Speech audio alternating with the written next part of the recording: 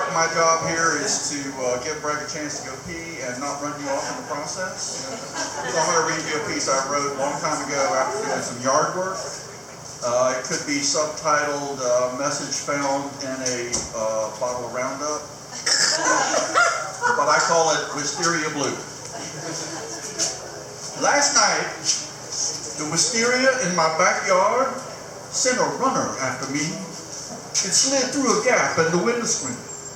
When I woke up, it had wrapped itself around my arm, and its tip was waving all curly at the end of my nose like it was going to suck out my brain. Oh yeah, I'm not kidding. I know you think wisteria is pretty, those clumps of blue flowers hanging down every spring. That's just what wisteria wants. It has plans. It wants you to think it's pretty so you won't engage in herbicide.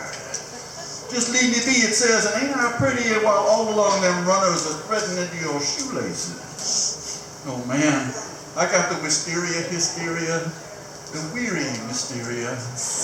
Wisteria have been singing outside my windows. You want to grow something in your front yard, don't you? You think you can keep it under control? You think wisteria looks so nice and tame when somebody's been tending it? Innocent, kind of moody with those trailing clusters of blossoms that look grape flavored, a milder Bacchus, Baptist church communion wine. I can see you thinking that. I've seen your house, the manicured lawn and the landscaper's arsenal in your garage. You all gunned up like a horticultural Marjorie Taylor Greene. You got your chemical weapons, tactical lawnmowers, fiscus pruners, and gleaming Japanese weeding knives. You think you can handle wisteria? Wistaria's gonna like you. Oh, you'll have a pretty plan all upstanding and blossoming, safely isolated in the middle of your lawn, exiled to Wisteria, Siberia, the thin limbs droopy like a baby willow. But you'll get to wondering about them thick, blunt stubs that keep growing new heads like Hydra. You'll have to conduct frequent purges. They won't work. One day that wisteria will rise up like an oppressed people and you'll just be another Romanov, a suburban Mussolini. You'll be passing by that wisteria bush all smug and happy, and your lawnmower will get hung up on one of those pasty green shoots that's been snaking its way out through the grass roots toward a big juicy oak tree, sending up a tiny leaf now and then like a periscope.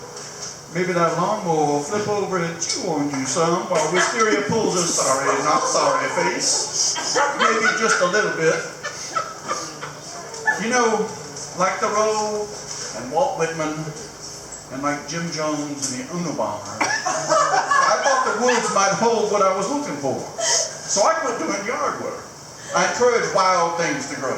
At first they were stunned and hesitant at the invitation, embarrassed like a shabby man invited to a cocktail party. All of them, that is, except wisteria. It made a beeline for the house. It was halfway up the wall in 2 days. Sometimes I'd sit real still and watch it, wait to see if it would move. I think it could tell I was there and was watching me backwards, sizing me up. Wisteria in the wild has no backbone, or maybe it's just lazy. Maybe it had a bad upbringing. It resents having to drag itself around on the forest floor in the shade of the fat cat trees hogging the sunlight overhead. It humps around awkward like a sloth on a ground track. A Wisterium megatherium, bordering on delirium. The big trees have no sympathy for those struggles on the forest floor. They are the corporate giants, the 1%ers. The big trees tilt and talk only at the upper reaches where the sunshine pours into their hungry leaves like warm honey and rent money. They become a little tipsy from all this ambrosia and they get to philosophizing among themselves. They talk about belt tightening, free markets.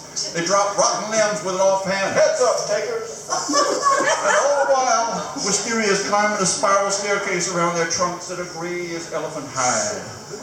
I'm leery of wisteria. I think it comes from Iberia, or maybe Nigeria. But it ain't the alien stuff that swallowed that fella in the Stephen King story. It ain't the color out of space.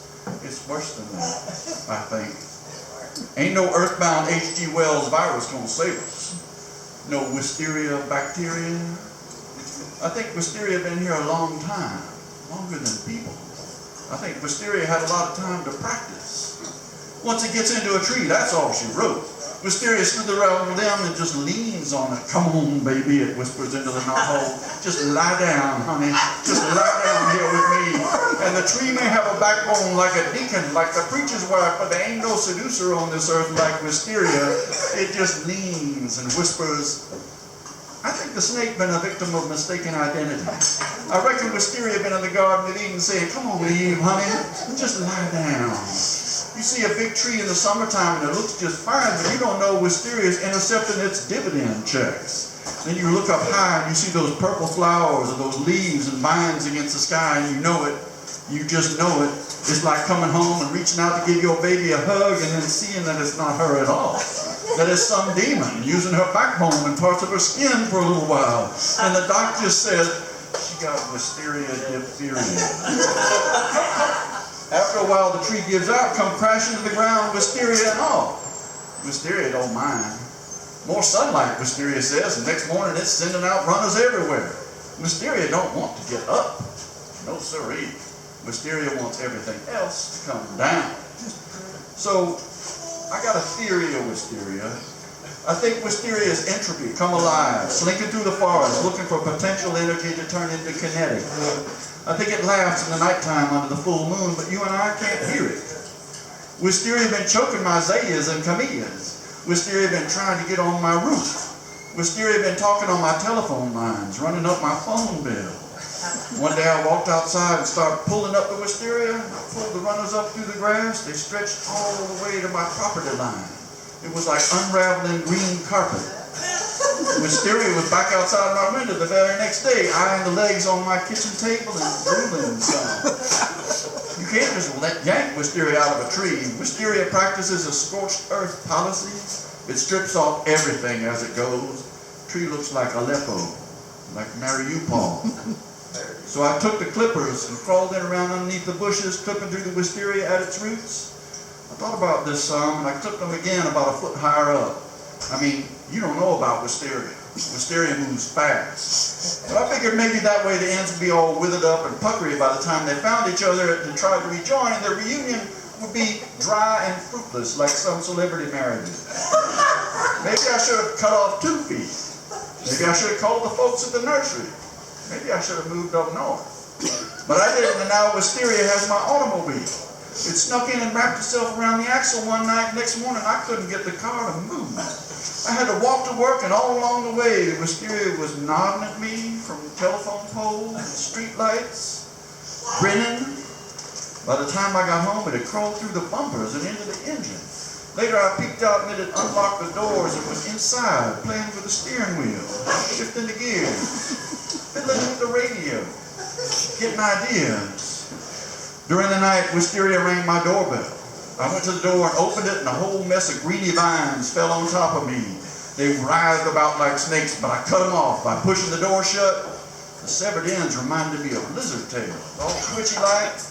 I was afraid they'd take root in my carpet, so I boiled them for an hour and then baked them at 350 for 45 minutes. Wisteria cafeteria. Last night when I woke up and the Wisteria was there, a corkscrew poised, a viney sommelier ready to unstopper me, I jumped out of bed like a palmetto bug was on my neck. I ran into the bathroom and locked the door behind me. I poured Lysol under the crack, full strength. I guess that'll hold it for a little while, but it do smell pungent in here. I mean, from the Lysol. I know that pretty soon I'll have to open the door. I can hear Wisteria right outside right now whispering, just lie down, honey, it says, and giggles a little bit. Yes, I got the Wisteria hysteria. The theory, Wisteria. The teary, never hear you again, blue.